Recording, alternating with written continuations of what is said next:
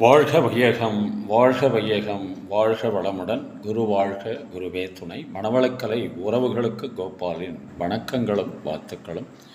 அருட்தந்தை வேதாத்ரி மகரிஷியின் மணவளக்கலை பற்றி தினமும் சிந்தித்துக் கொண்டிருக்கின்றோம். இன்றைக்கு 5 அளவு முறை என்ற ஒரு தத்துவத்தை விளக்கும்போது அருட்தந்தை அவர்கள் சொன்ன ஒரு கருத்து, எல்லார் வீட்டிலேயும் கீதோபதேசம் என்ற ஒரு கேலண்டர் இல்லை படம் ஏதாவது இருக்கும். அதில் வாசகம் அனைவருக்கும் மனப்பாடமாகவே தெரியும்.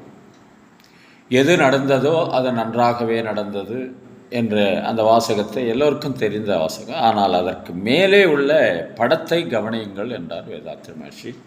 அதில் என்ன கருத்து சொல்லப்படுகிறது என்றால், கீதா உபதேசத்திலும் பகவத்கீதையிலேயும் 5 புலன்களை அடக்கும் முறையை சொல்லப்பட்டிருக்கிறது என்று அருட்தந்தை அவர்கள் உதாரணம் காட்டுகிறார். அதில் ஒரு தேர் இருக்கும். தேரில் 5 குதிரைகள் பூட்டப்பட்டிருக்கும். குதிரைகளுடைய கயிறுகள் கிருஷ்ணனுடைய கையில் இருக்கும். என்ன அர்த்தம் என்று சொன்னால், தேர் நமது உடல், புலன்கள் தான் 5 குதிரைகள். அந்த குதிரையில் உள்ள கயிறு மனம். அது அர்ஜுனனிடம் கொடுக்கப்படாமல், ஏனென்றால் அவன் போரில் எப்படி தன்னுடைய உறவினர்களையும் குருமார்களையும் எதிர்கொள்வது என்று சலனத்தோடு சஞ்சலத்தோடு அமர்ந்திருக்கிறான். அதனால் கயிறு அவனிடம் கொடுக்காமல் அறிவாகிய கிருஷ்ண பரமாத்மாவிடம் கயிறு கொடுக்கப்பட்டிருக்கிறது என்பதை நமக்கு உதாரணமாக அருட்தந்தைவர் சொல்வார்கள். அறிவை புலன்களிலே அதிக நாள் பழக்கினேன், அதன் பலன் உணர்ச்சிகள் அறிவை வென்றனன். அறிவால் ஆராயப் பழகினோம். இங்கே வந்த பிறகு, மனவளக்கலைக்கு வந்த பிறகு, அறிவால் ஆராயப் பழகினேன், அந்த நிலையிலும் புலன்களை இயக்கினேன். அறிவு அகண்டாகாரத்தில் நிலை பெற்றது, அதிக வழக்கமும் பழக்கமும் பெற்றது. அறிவு புலன்களை அறிந்தது, வென்றது. அங்கு வாருங்கள் அமைதியை விரும்புவோர் என்ற ஒரு கவியோடு இந்த விளக்கத்தை கொடுத்தது மட்டுமல்லாமல் பஞ்சேந்திரிய தவம் என்ற ஒரு தவத்தையும் கொடுத்து புலன்களை அளவு முறையோடு அறிவின் மூலமாக இயக்க வேண்டும் என்று பணித்திருப்பார் அருட்தந்தை அவர்கள். இதற்கு ஒரு கவியாக கவியரசர் கண்ணதாசன் 70 வருடங்களுக்கு முன்னாடி எழுதின இந்த பாடல், அறிவுக்கு வேலை கொடு, பகுத்தறிவுக்கு வேலை கொடு, மூட பழக்கத்தை விட்டுவிடு, காலம் மாறுது, கருத்து மாறுது, நாமம் மாற வேண்டும், நம்மால் நாடு மாற வேண்டும்.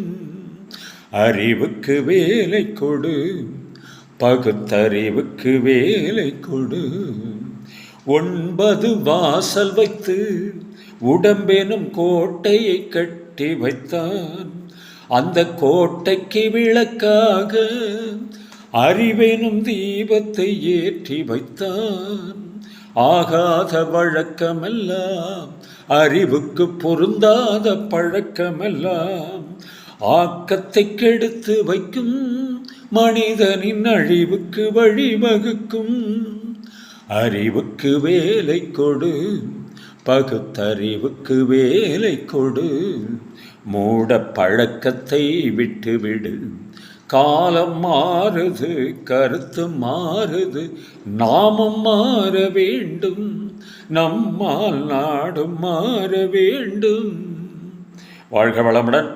இன்று பிறந்தநாள் திருமண நாள் காணும் அன்பர்கள், நண்பர்கள், மனவளக்கலை உறவுகளுக்கு அருட்தந்தையின் அருட்காப்பு, அருட்பெயராற்றல் இரவும் பகலும் எல்லா நேரங்களிலும் எல்லா இடங்களிலும் எல்லா தொழில்களிலும் உறுதுணையாகவும் பாதுகாப்பாகவும் வழி நடத்துவதாகவும் அமையுமாக. அருட்பெயராற்றல் கருணையினால் உடல் நலம், நீளாயுள், நிறை செல்வம், உயர் புகழ், மெய்ஞானம் ஓங்கி வாழ்க வளமுடன் என்று குரு நினைவோடு வாழ்த்து மகிழ்கின்றோம்.